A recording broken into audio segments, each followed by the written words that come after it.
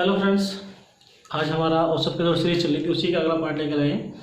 और आज के जो सवाल है काफ़ी इंपॉर्टेंट होने वाले हैं, आप देखते रहिएगा। पहला सवाल मैंने आपके सामने लिखा हुआ है कि साहब 100 से 200 के बीच 13 से विभाजित सभी संख्याओं का औसत ज्ञात कीजिए। 100 से 200 के बीच सभी संख्याओं का, ऐसी संख्याएं जो 13 से विभाजित होती है, उनका औसत ज्ञात करना। अब देखो साहब, बेसिक यदि सवाल करना चाहें हम तो पहले देखेंगे 100 और 100 के बाद पहली संख्या होगी 104 जो 13 से विभाजित होगी। समझ आ रही है बात। उसके बाद उसने कहा कि 200 के बीच यानी कि 200 तक हम भाग के देखेंगे तो लास्ट वाली संख्या जो होगी हमारे पास होगी 195। मैं आपको औसत के स्टार्टिंग में भी इस तरह के सवाल करा चुका हूं। आज इस सवाल को करा रहा हूं, बेसिक सवाल है, आप बेसिक सवाल को समझने की कोशिश करेंगे। सवाल में कहा गया है कि साहब 100 से 200 के बीच सभी संख्याओं का औसत ज्ञात करना है। तो हमारे पास सबसे पहले आपके पास है 104 यानी कि फर्स्ट टर्म और लास्ट टर्म। देखिए, या तो कंडीशन आप लिखेंगे 104 लिखेंगे, फिर 117 लिखेंगे, फिर 130 लिखेंगे, डॉट डॉट डॉट डॉट दुनिया भर की कैलकुलेशन करेंगे आप। क्या तो वो पदों का योग बटे पदों की संख्या, या जब किसी सीरीज का हमें प्रथम पद और अंतिम पद पता होता है तो उसका औसत हम निकाल लेते हैं। तो प्रथम पद हमारा f है, f का मतलब कितना है 104 और अंतिम पद हमारा 195। ठीक है, तो हमें इसका औसत निकालना था। प्रथम पद कितना था 104 प्लस 195, ठीक है, और बटे 2 करना था। किसी भी सीरीज का यदि हमें प्रथम पद पता हो, प्रथम पद प्लस अंतिम पद के बटे क्या करते हैं 2 करते हैं। ठीक है, तो प्रथम पद हमारा था 104, अंतिम पद हमारा था 195 और इसके बटे हमने क्या कर दिया 2 कर दिया। बड़े ध्यान से समझेंगे आप, इसको कैलकुलेट करेंगे साहब 992/2। ठीक है, 148.5। क्लियर है, बात समझ आ रही है। किसी भी सीरीज का, किसी भी श्रेणी का यदि आपको प्रथम पद पता है और अंतिम पद पता है तो आप प्रथम पद प्लस अंतिम पद बटे 2 करके उसका आंसर निकाल लेते हैं। समझ रहे हैं, अच्छा लग रहा है। तो इस सवाल को आप बता लेंगे, फॉर्मूला भी लिखना चाहते हैं लिख लेंगे, आप चलते रहेंगे। तो नेक्स्ट सवाल आपके सामने लिखा हुआ, प्रथम 15 पूर्ण संख्याओं का औसत ज्ञात कीजिए। प्रथम 15 पूर्ण संख्याओं का औसत ज्ञात। देखो यहाँ बहुत बड़ा कंफ्यूजन होता है साहब। ठीक है, बच्चे शुरुआत करते हैं 1 से, पर पूर्ण संख्या जो होती है वो होती है 0 से। ठीक है, और यदि प्रथम 15 गिनूंगा तो 14 तक जाएंगे। ठीक है, यहाँ सबसे बड़ा कंफ्यूजन रहता है। ठीक है, प्रथम पूर्ण संख्या 0 होगी आपकी, 0 1 2 3 4 5 डॉट डॉट डॉट 14 तक जाएगी। ठीक है, अब आपको इनका औसत ज्ञात करना, कुछ नहीं करना था। हमने अभी पिछला सवाल किया था और पिछले सवाल के जैसा ही ये सवाल है, प्रथम पद प्लस अंतिम पद और बटे में क्या करते हैं 2। प्रथम पद इस बार 0 है, अंतिम पद 14 है, बटे 2 करेंगे तो साहब 14 बटे 2 का मतलब कितना होता है 7। बात समझ में आ रही है, बेसिक चीज। यदि मैं कहता प्राकृतिक संख्या, तो प्राकृतिक संख्या शुरू होती है 1 से। प्राकृतिक संख्या शुरू होती है 1 से, और जबकि आपसे कहा गया है कि प्रथम 15 पूर्ण संख्याओं का औसत ज्ञात कीजिए। पूर्ण संख्या में 0 आपको लेना होगा। प्रथम पूर्ण संख्या 0 होगी, अंतिम क्या होगी 14 होगी, 15 की बात कर गई है। ठीक है, समझ आ रही है बात। इसको भी आप आसानी के साथ उतार लेंगे। अगले सवाल की ओर चलते हैं। नेक्स्ट क्वेश्चन में आपके समस्या है कि 100 से कम सभी विषम संख्याओं का औसत ज्ञात कीजिए। 100 से कम सभी विषम संख्याओं का औसत ज्ञात कीजिए। तो आप समझ रहे हैं 100 से कम विषम संख्या देखेंगे। यदि मैं आपसे पूछूं कि पहली विषम संख्या क्या होगी, आप कहोगे 1। मैं कहूँ 100 तक यानी कि 100 से पहले अंतिम विषम संख्या क्या होगी, आप कहोगे 99। यानी कि ये फर्स्ट टर्म है आपकी, ये लास्ट टर्म है, और बटे क्या करेंगे 2 करेंगे। 99 जोड़ेंगे तो हो जाएगा 100 बटे 2, आंसर इज 50। बहुत आसान है, बहुत तेजी से आप क्वेश्चन कर जाओगे यदि आपको बेसिक पता है कि प्रथम पद और अंतिम पद किसी भी सीरीज का। ठीक है, किसी भी सीरीज का यदि आपको पहला पद पता है, अंतिम पद पता है। मैं सवाल पहले भी करा चुका हूं आपको कि आपसे कहा था कि 11 के प्रथम 15 गुणजों का औसत ज्ञात कीजिए, या 3 के प्रथम 8 गुणजों का औसत ज्ञात कीजिए। सवाल समझ में आ रही है। देखो मैं एक बार फिर से रिवाइज करा देता हूं आपको। यहाँ से कहा गया 3 के प्रथम 6 गुणजों का औसत बताना है। तो 3 का प्रथम गुणज क्या होगा, 3 का 3 होगा, और 3 का छठा गुणज क्या होगा 18 होगा। आपको इनका औसत निकालना था। 3 + 18 बटे 2, 21 बटे 2 कितना है 10.5। बात समझ आ रही है। तो ये आपको बहुत ज़्यादा हेल्पफुल है सवाल। करने के लिए। अगला सवाल जो होगा वो बहुत ही इंपॉर्टेंट है, आया हुआ सवाल है, उसे थोड़ा आप समझने की कोशिश करेंगे और मेरे कराने से पहले आप करने का प्रयास भी करेंगे। ठीक है, देखना है कि आपका आंसर आता है कि नहीं आता है, उस चीज को आप समझेंगे जरा। ठीक है, सवाल कुछ इस तरह से होता है कि एक बार है, दो बार लिखा हुआ है, तीन बार लिखा हुआ है, चार बार लिखा हुआ है, डॉट डॉट डॉट n बार लिखा हुआ है। ठीक है, एक बार, दो बार, तीन बार, चार बार, पांच बार, छह बार और डॉट डॉट डॉट डॉट कहां तक है, n बार तक लिखा हुआ है। तो आपको इस सभी का औसत ज्ञात करना है, का औसत ज्ञात करो। ठीक है, ये क्वेश्चन है, आप लगाने का प्रयास कीजिए, अभी मैं सॉल्व कराता हूं।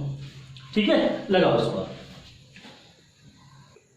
आपने प्रयास किया होगा, सवाल का आंसर देखो मैच करेंगे कि आपका सेम आया कि नहीं आया, सवाल को समझने की कोशिश करेंगे साहब। देखो एक बार लिखा हुआ है, दो बार लिखा हुआ है, तीन बार, चार बार, पांच बार, छह बार लिखा हुआ है। इस सवाल को यदि मैं थोड़ा सा चेंज करने की कोशिश करूं तो उसको थोड़ा ध्यान दो आप भाई। एक बार लिखा हुआ है, अब देखो हमारा जो औसत का फॉर्मूला है, बेसिक कह सकता है कि साहब पदों का योगफल बटे पदों की संख्या।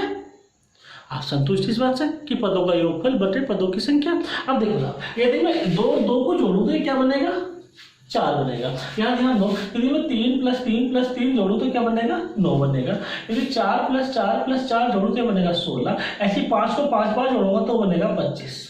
ठीक है, तो मेरे तुरंत दिमाग में आया कि ये तो साहब वर्ग बन रहे हैं। देखो 1 का स्क्वायर प्लस 2 का स्क्वायर प्लस 3 का स्क्वायर प्लस 4 का स्क्वायर डॉट डॉट डॉट कहाँ का, n का स्क्वायर। ठीक है, ये तो हो गया पदों का योग बटे पदों की संख्या, बटे पदों की संख्या। पदों की संख्या देखो, 1 यहाँ है, 2 यहाँ है, 3 यहाँ है, तो लिखूंगा 1 + 2 + 3 + 4 डॉट डॉट डॉट n।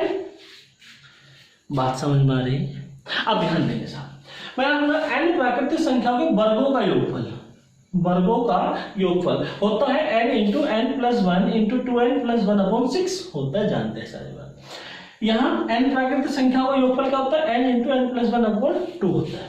ठीक है, तो देखो पदों का योग बटे पदों की संख्या। पदों के योग की बात करें तो n × n + 1 2n + 1/6 है और n × n + 1/2 है। इससे ये पूरा आपका कैंसिल आउट हो गया, क्लियर है। बचा क्या, 2 से 6 काट दिया 3 बार, बचा क्या, 2n + 1 is the right answer. छोटा सवाल है, अच्छा सवाल है पर कंफ्यूजिंग सवाल है। ठीक है साहब, तो इस बात को आप समझ लेंगे एक बार, ध्यान देंगे। दोबारा समझाता हूं मैं आपको सवाल को, अच्छे से समझेंगे। सपोज दैट इस बार ये n बार तक ना होता, n तक ना होता, चलो n तक भी होता कोई इशू नहीं है। 1 बार है, 2 बार है, 3 बार है, 4 बार है। ठीक है, इसी तरह से बढ़ाते चले गए आपका n बार तक, n बार लिख दिया। तो आप ये बताओ, ये बना 1, ये बना 4, ये बना 9 + 16 + 25, तो इसको मैं लिख सकता हूँ 1 का स्क्वायर + 2 का स्क्वायर + 3 का स्क्वायर + 4 का square dot dot dot n का स्क्वायर लिख सकते हैं, क्लियर है। अब भाई ये तो हो गया पदों का योग, पदों का योग बटे पदों की संख्या की बात आएगी तो 1 ये है, 2 ये है, 3 ये है, 4 ये है, उसे लिखेंगे 1 + 2 + 3 + 4 dot dot dot n, clear है। यदि मैं आपके वर्गों का योगफल निकालूं तो वर्गों का योगफल होता है n × n + 1 × 2n + 1/6 × n × n + 1/2, clear है। ये आपका कैंसिल आउट, ठीक है, 2 से काटेंगे 3, answer is 2n + 1/2 is the right answer. समझ रहे हैं, ये बेसिक बात है, आप इसको याद भी कर सकते हैं क्योंकि सवाल यहीं से बनेगा। सवाल कैसे बनेगा, यहाँ तो n बार तक है, मान लो उसने कहा कि 6 बार 7 बार, ठीक है, तो आपको n की वैल्यू रखनी थी 7, 2 × 7 + 1/2, 7 × 14 15 बटे 3 आएगा, 3 आएगा, 15/3 आएगा, आंसर इज 5, क्लियर है। 2 से तो मल्टीप्लाई करेंगे 3 आएगा, यहाँ मिस्टेक होगी थी, आप चेंज कर लेंगे इसको, ठीक है, क्लियर है, समझ आ रही है बात, ठीक है, समझ गए हैं, उतार लेंगे, आगे बढ़ते हैं। नेक्स्ट है आपके सामने है, अगला सवाल है आपके पास, स्कूल के 34 छात्रों का औसत भार 42 किलोग्राम है। यदि अध्यापक का भार भी शामिल कर लिया जाए तो औसत भार में 400 ग्राम की वृद्धि हो जाती है। कितनी वृद्धि हो जाती है? 400 ग्राम की वृद्धि हो जाती है। अध्यापक का भार आपको ज्ञात करना। देखो दो तरीके से मैंने सवाल को सॉल्व करना सिखाया आपको। एक तो आप जल्दी से कर जाएंगे, बहुत जल्दी से। पहले बेसिक सिखाया, बेसिक से बताता हूँ, पहले बेसिक समझते हैं। देखो भाई हमारे पास टोटल जो होता है यानी कुल जो होता है वो होता है पदों का योग जो होता है वो पदों की संख्या और औसत की गुणा करते हैं। देखो ये औसत था, औसत, और ये क्या था? पदों की संख्या यानी कि छात्रों की संख्या। यदि इन दोनों की मैंने मल्टीप्लाई की तो ये 1428, ठीक है। और देखो पहले 34 बालक थे, 34 बालकों का जो औसत था वो था 42 किलोग्राम, ठीक है। अब अध्यापक आगे संख्या कितनी होगी? 35 होगी, 34 और 1 35 होगी। क्लियर है? इतनी बात समझते हैं आप। अब जो आज का वजन है वो हो गया 42.4 बढ़ा, तो आज का जो टोटल हुआ वो कितना हो गया? 1484। क्यों हो गया? क्योंकि उसमें अध्यापक भी शामिल हो गया। अध्यापक के आने से नया वजन आपका बढ़ गया। पहला जो वजन था वो कितना था? 1428 था। आज जो वजन है वो कितना? 1484 है। तो मैंने टोटल 2 में से टोटल 1 निकाला, तो 56 is the weight of teacher. अध्यापक का भार है वो कितना है? 56 किलोग्राम है, ठीक है। ये आपको समझ में आता है, इससे आप अधिकतर सवाल करते हैं। तो मैं एक सिंपल फंडा और समझाता हूँ औसत का, वो आप बहुत जल्दी से करते हो सवाल को, बहुत अच्छे से समझ लेंगे, कोशिश करेंगे इसे समझने की। देखो भाई औसत में क्या कहा गया था? 34 छात्र थे, 34 के 34 छात्रों का औसत भार 42 किलोग्राम, ठीक है। आपके अंदर कोई दिक्कत नहीं है भाई। यदि आज टीचर भी आता और टीचर 35 में हो गया, यदि टीचर का वजन भी 42 किलोग्राम होता तो औसत पे कोई फर्क नहीं पड़ता।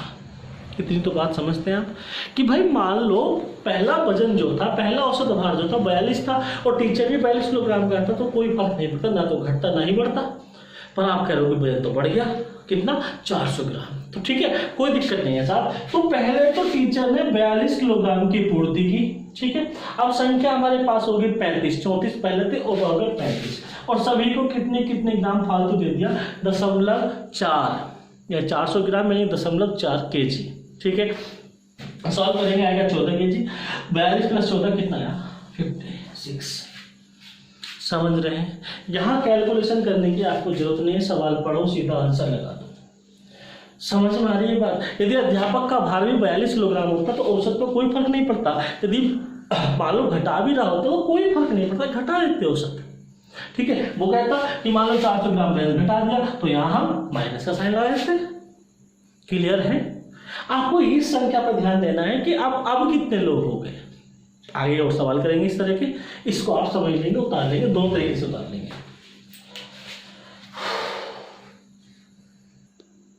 नेक्स्ट क्वेश्चन आपके सामने लिखा हुआ है कि 6 खिलाड़ियों के औसत भार में 1 किलोग्राम की वृद्धि हो जाती है जब कोच के वजन को भी जोड़ लिया जाता है। यदि कोच को शामिल करने के बाद, सवाल के लैंग्वेज पर ध्यान दें, कोच को शामिल करने के बाद टीम का औसत वजन 67 kg है, यानी कि नया वाला जो औसत है वो कितना है? 67 kg है, ठीक है। तो आपको बताना कोच का वजन ज्ञात करना था, ठीक है साहब। बहुत सिंपल तरीका, दोनों तरीके से आपको सवाल कराया। देखो भाई आज 67 है तो आज से पहले कितना रहा होगा? 66 रहा होगा। अब देखो साहब टोटल कितने खिलाड़ी थे? पहले 6 थे। 6 खिलाड़ियों का जो टोटल वजन होगा वो होगा 6 × 66 कितना होगा? 396 आप करो, ठीक है, कोई प्रॉब्लम नहीं है। आज कोच आ गया तो 6 की जगह कितने होगा? 7 हो गए। पहला वजन कितना था? देखो ये लाइन क्या समझ में आई आपको? 6 खिलाड़ियों के औसत भार में 1 किलोग्राम की वृद्धि हो जाती है। पहले 66 था, 1 किलोग्राम की वृद्धि होगी, कितना हो गया? 67, ठीक है। अब ध्यान दो 67 kg दिया हुआ है आज का वजन, तो टोटल कितना होगा? 469। आपको फिर से 469 में 396 घटाएंगे, कितना आएगा? 43 kg, ठीक है। दूसरा तरीका मैंने आपको सिखाया। देखो साहब क्या बताया कि साहब 6 खिलाड़ी थे, ठीक है, और आज का जो कोच को शामिल करने के बाद औसत भार है वो 67 है, यानी कि आज से पहले 66 रहा होगा। एक कोच ने आने के बाद 1 किलोग्राम की वृद्धि कराई, आपने कहा ठीक है, कोई इशू नहीं है भाई। यदि कोच का वजन भी 66 किलो का होता, कोच भी 66 किलो का होता, तो आप कहते हैं कि साहब औसत में कोई भी प्रभाव नहीं पड़ता, औसत 66 ही रहता। आपने कहा ठीक है कि औसत 66 ही है, पर प्रभाव पड़ गया कितने केजी का? 1 किलोग्राम का। आपसे मैंने कहा देखो पहले वाले सवाल में 34 थे, टीचर शामिल हुआ तो 35 हो गए थे, यहाँ 6 थे, एक शामिल हुआ 7 हो गए। औसत भार बढ़ा 1 किलोग्राम 7 मल्टीप्लाई बाई 1। ठीक है, सॉल्व करेंगे।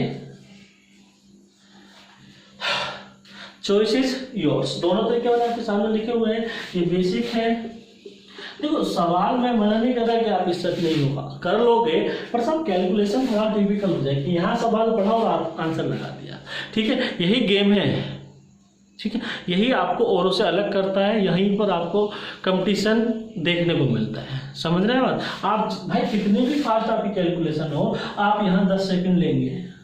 ठीक है, यहाँ क्या था, सवाल कुछ नहीं करना था कि साहब औसत वजन पहले 66 था, ठीक है 66 लिख लिया, खिलाड़ी 7 हो गए, औसत कितना घट रहा है बढ़ रहा है, मान लो कितना 500 ग्राम बढ़ रहा तो 0.5 कर देते हैं हम। तो समझ आ रही है बात? अच्छा लग रहा है, उतार लेंगे। एक सवाल आपके सामने लिखा हो कि 18 व्यक्तियों के परिवार का औसत वजन जो है वो 1 किलोग्राम कम हो जाता है। ध्यान से पढ़ेगा इनको, 1 किलोग्राम कम हो जाता है जब उसमें बच्चे का वजन भी जोड़ा जाता है। बच्चे के वजन को शामिल करने के बाद परिवार का औसत वजन कितना हो जाता है? 19 kg। यानी कि पिछला सवाल जैसे सेम है कि कोच को शामिल कर दिया तो वजन 67 kg हो गया। ठीक है, यहाँ बच्चे को शामिल किया तो वजन कितना हो गया? 19 kg, और वो भी घटने के बाद कितना घटा? 1 किलो। यानी कि आज 19 है तो पहले 20 रहा होगा। हाँ या ना? आप देखो, आज से पहले व्यक्ति कितने थे? 18 गुना 20 का मतलब कितना होता है? 360। आप कह रहे ठीक है, कोई इशू नहीं है। पर आज एक बच्चा शामिल होगा, 18 कितना होगा? 19 हो गए। पहले वजन 20 किलोग्राम था, आज घट के 19 रह गया, यानी कि आज कितना होगा? 361। पहले कितना था? 360। T2 - T1 बच्चे हो गए, कितना आया? 1 किलोग्राम। ये समझ में आया बात आपको? या फिर वो अपना सिंपल सा पढ़ना। देखो, आज से पहले जो परिवार का औसत भार था वो था 20 किलोग्राम। ठीक है, यदि बच्चा भी आज 20 किलोग्राम का होता तो परिवार के औसत पर कोई फर्क नहीं पड़ने वाला था, पर फर्क पड़ा, वो घटा 1 किलोग्राम। तो ध्यान देंगे साहब, भाई 20 किलोग्राम था, प्लस का साइन लगाया, टोटल कितने लोग हो गए, कितने मेंबर हो गए? आपने क्या 19 हो गए। देखो क्यों हो गए 19? पहले कितने थे? 18 थे।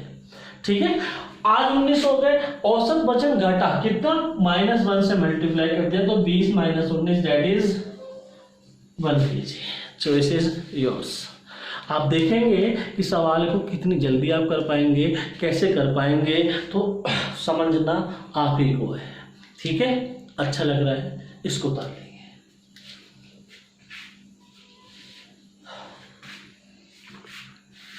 देखो अल्फा लिखा हुआ आपके सामने कि 8 व्यक्तियों के समूह का औसत भार 2.5 किलोग्राम बढ़ जाता है। 8 व्यक्तियों के समूह का औसत भार 2.5 किलोग्राम बढ़ जाता है। कब बढ़ता है? कि जब एक 54 किलोग्राम वाला जाता है, ठीक है, और उसके स्थान पर एक नया व्यक्ति आता है। नए व्यक्ति का भार ज्ञात कीजिए। कोई इशू नहीं है। देखो अभी मैं आपको बार बार समझा रहा हूँ, 3 सवाल आपको इसी तरह कर रहे हैं, उनमें फोकस करेंगे आप। ध्यान दो भाई, 54 किलोग्राम का गया, और यदि 54 किलोग्राम वाला उसके स्थान पर आ गया तो बैलेंस बराबर है। क्लियर है? यानी कि बैलेंस बराबर है, 54 किलोग्राम का गया और 54 किलोग्राम का ही वापस आ गया, तो बैलेंस बराबर है, यानी कोई फर्क नहीं पड़ने वाला। आपने कहा ठीक है, कोई इशू नहीं है, पर फर्क पड़ा। फर्क कितना पड़ा? 2.5 किलोग्राम वजन बढ़ गया। कितना बढ़ा? वजन बढ़ा 2.5 किलोग्राम। तो आपने कहा कि साहब ये तो 2.5 किलोग्राम बढ़ रहा है, और 2.5 किलोग्राम सभी का बढ़ रहा है, औसत भार में वृद्धि हो रही। देखो औसत का मतलब सभी का बढ़ रहा है, तो साहब सभी का मतलब कितना हो गया? 8। समझ में आ रही है बात? ठीक है, सॉल्व करेंगे। लिखेंगे 54 + 20 that is 74। Suppose that minus करना होता, वो कहता है कि 2.5 किलोग्राम घट गया, तो यहाँ माइनस साइन लगा देते हैं। बात समझ में आ रही है? ठीक है, यहाँ व्यक्ति 8 क्यों लिए? देखो पिछले वाले सवाल में टीम को छोड़कर कोई भी नहीं जा रहा था, उसमें एक अतिरिक्त हो रहा था। चाहे वो 34 बच्चे हो तो एक टीचर शामिल हो गया, 35 हो गए थे। दूसरी बात, 6 खिलाड़ी वॉलीबॉल के थे, कोच शामिल हो गया तो उसमें एक 7 हो गया। ठीक है, फिर लास्ट सवाल में हमारे क्या था?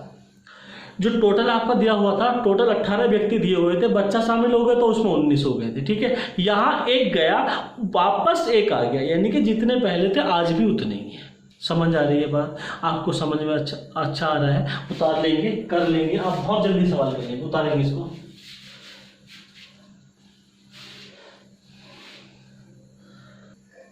सेम सवाल आपके सामने लिखा हुआ है कि 10 व्यक्तियों के औसत भार में 1.5 किलोग्राम की वृद्धि हो जाती है जब 68 किलोग्राम वाले व्यक्ति के स्थान पर एक नया व्यक्ति आ जाता है। आपका होगी साहब बच्चों वाला सवाल है। पहला कितना गया 68, 10 लोग थे, औसत कितना बड़ा 1.5, ये हो गया 15 प्लस 68। Is that clear? बात समझ में आ रही है?